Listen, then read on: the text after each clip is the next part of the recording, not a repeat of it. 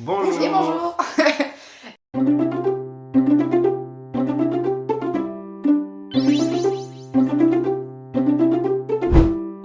Alors, comment un programme de prévention des addictions a-t-il été accueilli dans le milieu sportif?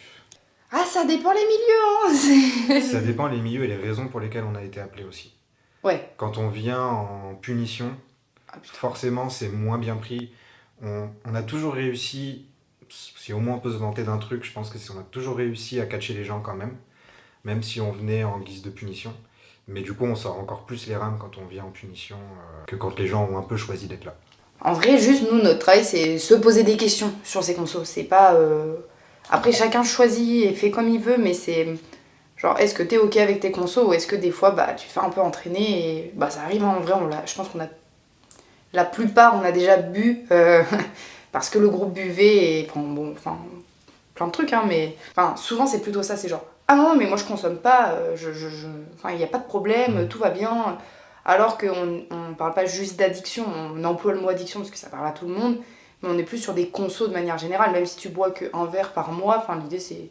Genre on en discute, c'est pas parce que tu bois un verre par mois que t'as pas d'idée reçue sur le sujet, quoi.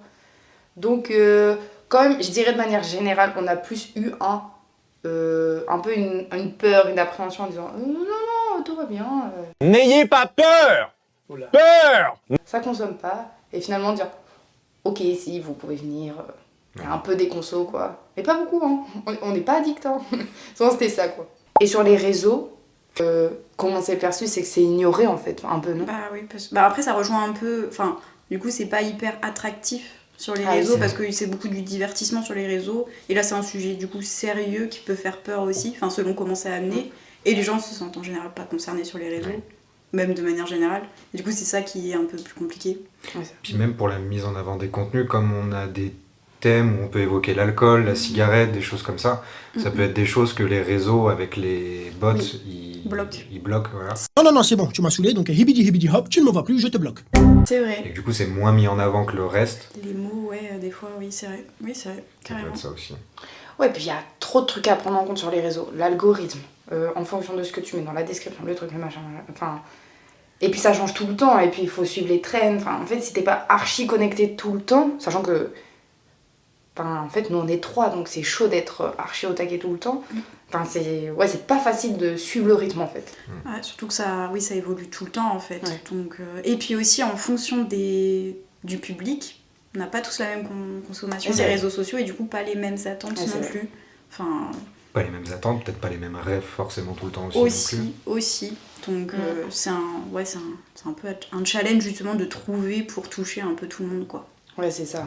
Il y a de plus en plus notre identité chacun, Ouais, pas que c'est vrai. Pams, mais aussi notre identité C'est vrai. sur les réseaux. On a réussi à casser le truc un peu tradi. Ouais. Oui. On a été hyper mitigés pendant longtemps entre genre être pro et très sérieux, ou être aussi pro et sérieux, parce que je considère pas qu'on n'est pas sérieux ni pro. On reste professionnel. Voilà, on est reste moins sérieux. professionnel, mais Ouais. voilà, c'est de l'autodérision, c'est des blagues, et ça marche en plus. Enfin, on le sait, hein, un C'est peu ça. d'humour en prévention, ça fonctionne, ça cache les gens. Bah ouais, logique. Alors, faut pas faire que ça, mais ça marche mieux que des trucs trop tradis, Oui. experts. Et Oui, puis il y a des réseaux où ça s'y prête pas. Genre LinkedIn, tu sais que tu vas pouvoir faire un truc très sérieux, très carré, très professionnel, parce que c'est un réseau professionnel.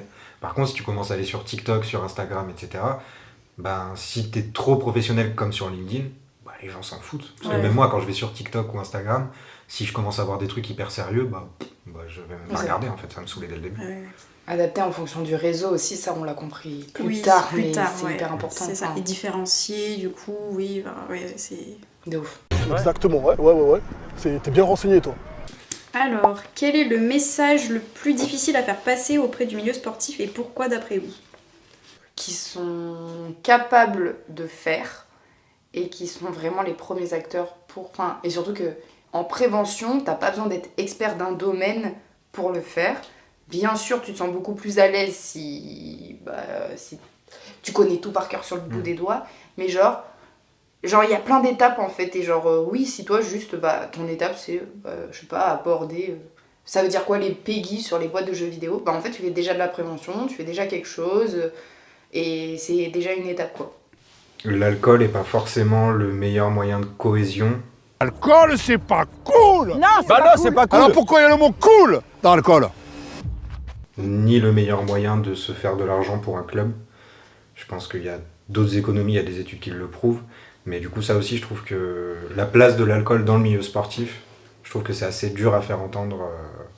C'est plus un truc qui se fait à la longue plutôt qu'un truc qui se fait tout de suite.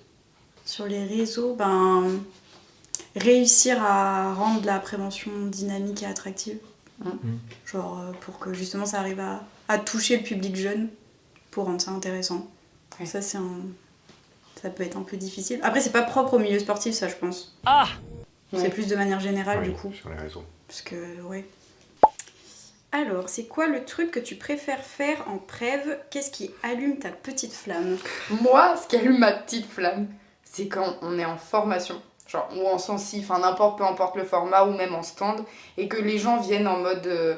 les gens ont peur en fait, parce qu'on parle à dicto, les gens ont peur qu'on leur dise Ouah, vous allez mourir d'un cancer, la prévention qu'on a l'habitude d'entendre, et le moment où ils ont le déclic de se dire ouais, en fait ça va pas se passer comme ça pendant 2 heures, et ça va être agréable en fait. Je suis choqué. Genre, juste après, souvent on fait l'exercice là, que vous évoque le mot addiction, et genre juste après ça, et on sent on les a catchés, ils sont dedans, et ils participent.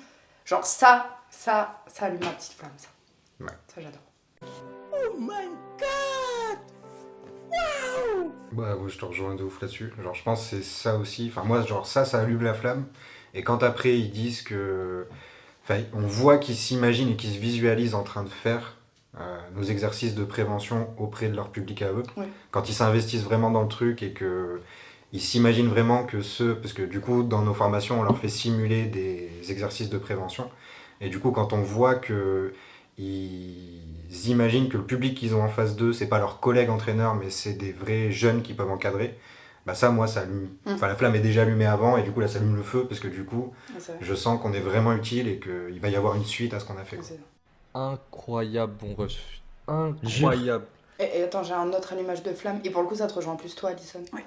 C'est genre, quand tu veux expliquer un truc très précis en addicto, et que tu vas te mettre à vulgariser, et du coup, vraiment le lien avec la Ouais. com, genre ça là, quand tu réfléchis à ton scénario, comment tu vas aborder, comment ça va être dynamique, ça aussi, ça allume ma petite flamme, genre.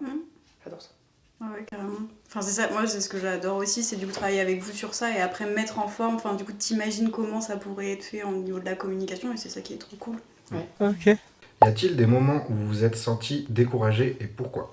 Moi, je pense que j'ai un premier élément de réponse. C'est non, ça devait faire quoi, 1 an? En fait, on était pile dans une phase où on sentait qu'on allait vers du nouveau, mais c'était pas encore ça. On avait un peu du mal à le mettre en place, à se dire allez, on ose genre faire des formats de vidéos plus dynamiques, etc., moins traditionnels. Et il y a eu vraiment une période où, genre, à un moment donné, je me suis dit, ouais, mais je crois qu'on va pas y arriver. Enfin, on ramait quoi, on n'arrivait pas à passer au-dessus. Et je dirais que c'est plutôt cette période-là, le avant les nouvelles vidéos en fait. Enfin, de toute façon, vous le verrez très facilement sur notre chaîne YouTube. Quand il n'y a pas de micro, c'est les anciennes vidéos. Voilà. C'est sûr. Et ouais, je pense que cette transition-là, je pense que c'était pas facile. Plus que quand on n'avait pas de financement, enfin quand on savait pas... Moi, je dirais que c'est plus cette année. Où Ouais. il y a eu justement des moments de creux dans PAMS, enfin pour la création des vidéos, où genre vraiment j'étais vraiment plus trop dessus. Et du coup, c'est là où il y avait plus d'activité sur YouTube Oui. et les réseaux sociaux. Donc là, c'est là où c'était un peu décourageant. Ouais. Donc c'était plutôt ça. Mais ça va pas ou quoi là? Parce que du coup, si on met du contexte, il faut savoir que de base, on est financé par la Caisse nationale d'assurance maladie. D'ailleurs, merci, hein, c'était super. Pendant 3 ans, on savait pas si on allait pouvoir poursuivre le projet parce qu'il nous restait de l'argent. Et après, on a pu, donc ça c'était cool. Mais après, pareil, on avait eu droit à 6 mois de rab, quoi, parce qu'il restait pas non plus énormément d'argent. Et après, pareil, on savait pas si on allait être refinancé par un autre organisme. Et enfin, la Dragesse a accepté, donc c'était super. Mais ouais, du coup, c'est vrai qu'il y a eu une phase où on ne savait pas qu'est-ce qu'on pouvait faire, et du coup, on ne pouvait pas vraiment créer ou quoi, enfin, parce qu'on ne savait pas ce qu'on allait travailler. Je pense que ça rejoint peut-être plus ton idée à toi. Moi, c'est à chaque fois que on arrive vers des fins d'appel à projet. Enfin, vers des fins de temps d'appel à projet.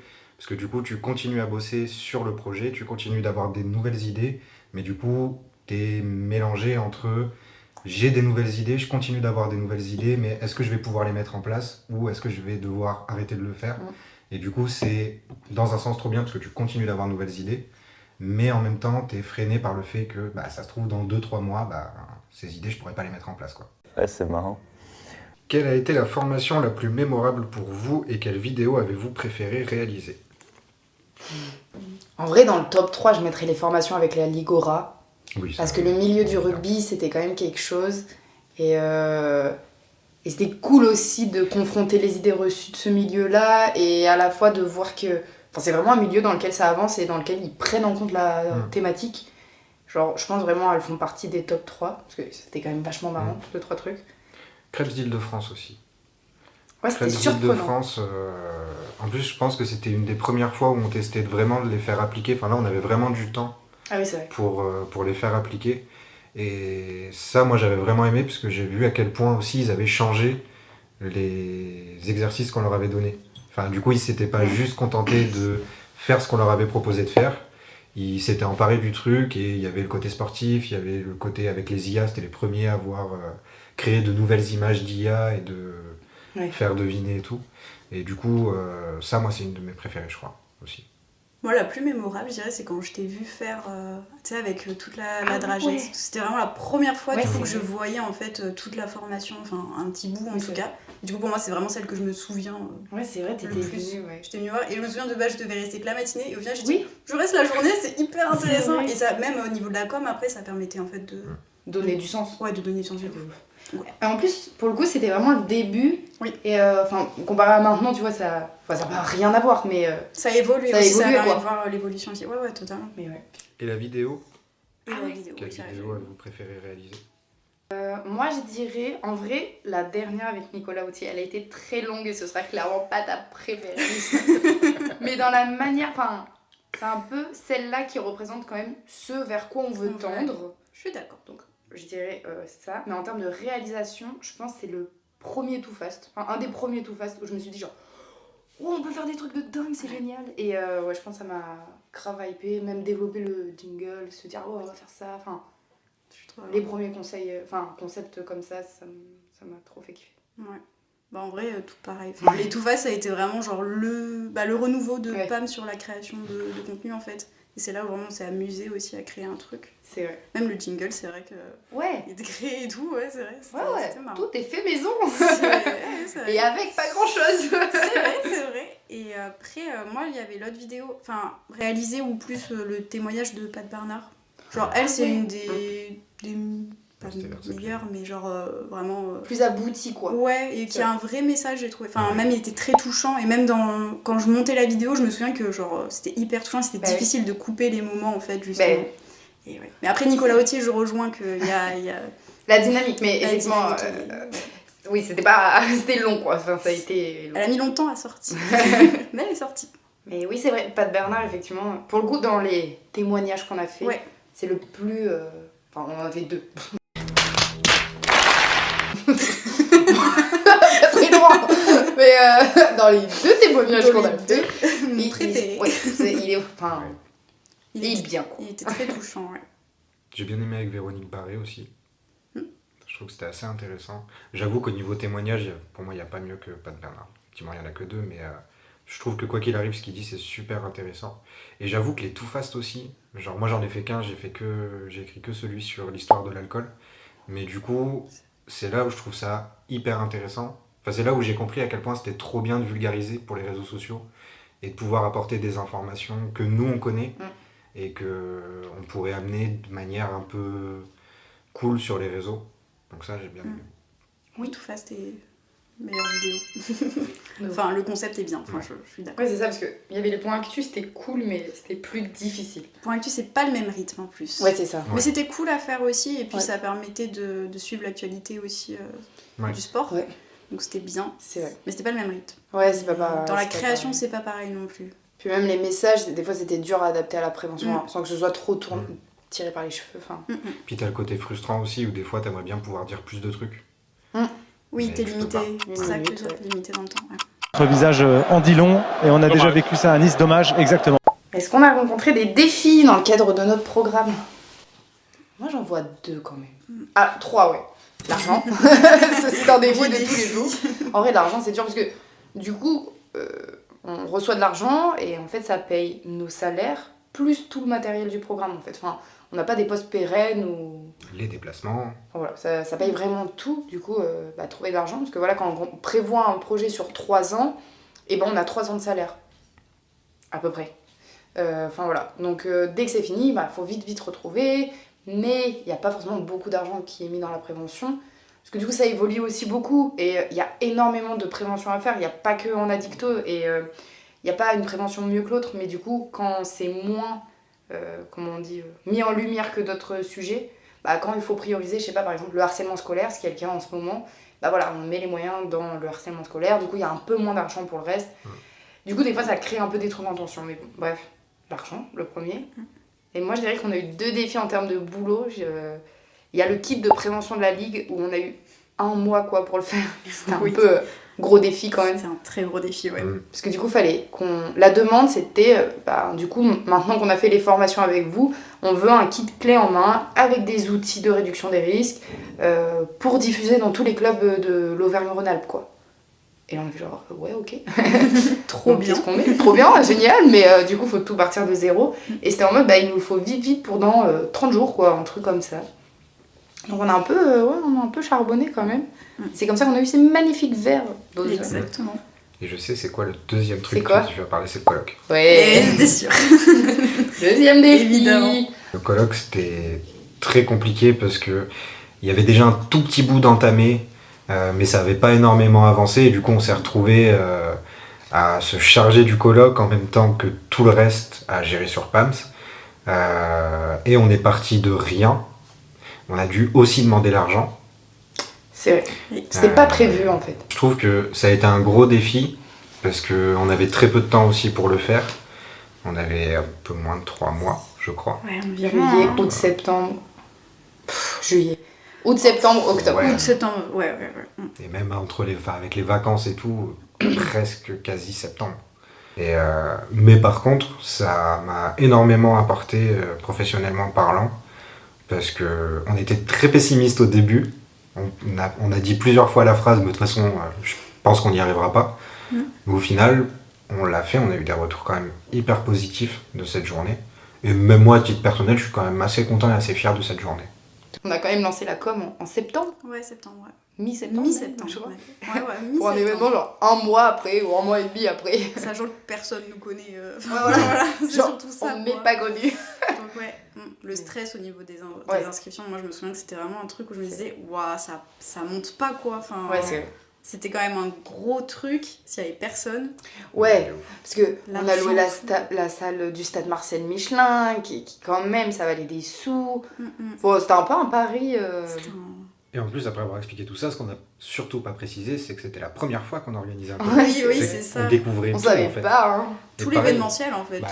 c'est ça. C'était vraiment un domaine qu'on connaissait pas. Puis on a la SACEM, découvrir que si tu veux mettre des musiques, il faut payer la SACEM. Le fait aussi que sur les inscriptions, il y a beaucoup de gens qui s'inscrivent pas mais qui viennent. Qui viennent aussi le jour qui même, s'inscrivent, et qui viennent pas. aussi que tu perds, que tu gagnes. C'est vraiment un métier à part quand même. Mais ça c'est fait, mais effectivement c'était quand même un gros truc. Mais ça reste, enfin moi personnellement c'est un de mes meilleurs souvenirs aussi. Pas tout le avant et le stress que ça a truqué, mais dans l'ensemble sinon ça reste un trop bon souvenir. Et même le jour même de voir. Même si c'était aussi stressant parce que s'il y avait des problèmes et tout, mais de voir le rendu, de ouf. C'était trop bien. Franchement. Puis en vrai, ça a grave développé plein de skills d'orga, enfin de plein de trucs au-delà de nos métiers, nos cœurs de métier même. Trop intéressant. Mais je trouve que par contre, c'est un des défis qu'aurait pu y avoir sur PAMS, mais que je trouve il n'y a pas du tout, c'est la pluridisciplinarité. C'est très dur à dire, mais la pluridisciplinarité, le fait de travailler en équipe et de pas venir des mêmes études, de pas avoir les mêmes tafs. Genre ça pourrait être problématique parce que pas forcément les mêmes études, donc pas forcément les mêmes visions, pas forcément les mêmes trucs. Et en fait, c'est pour ça que je disais ça aurait pu être un défi, mais ça n'en est pas du tout un. Je trouve que ça roule de ouf. Voilà. Oui. Après je pense que c'est aussi nos personnalités qui ont fait que ça a matché aussi. Ou même dans la façon de travailler du coup. Parce que ce serait peut-être pas passé avec tout le monde, je sais pas. Après j'ai imposé des listes quand même. Ça, Mais c'est heureusement pas- aussi, enfin genre les listes, Ouais, ouais. ça a permis quand même de... Ouais, c'est vrai. Non, mais en vrai, quand même, il y a une part de. On s'entend bien en dehors du boulot et je pense que ça joue de ouf. Enfin, Je trouve ça trop bien aussi, parce qu'on sait pas si on continue, mais on continue d'essayer de s'améliorer sur le peu de temps qu'il nous reste à vivre. tu veux dire qu'on fait super bien notre travail? Ouais. Ouais, mais je pense comme que ça, là. Voilà. il y a une raison qui fait qu'on le fait super bien, c'est parce qu'on adore notre travail. Genre, je pense qu'on a tous un peu la même passion et la même hype. Et en plus, on est une équipe qui roule quand même super bien. Donc, du coup, c'est beaucoup plus facile aussi d'aimer son travail quand t'es un peu content d'aller au travail. On est super fun.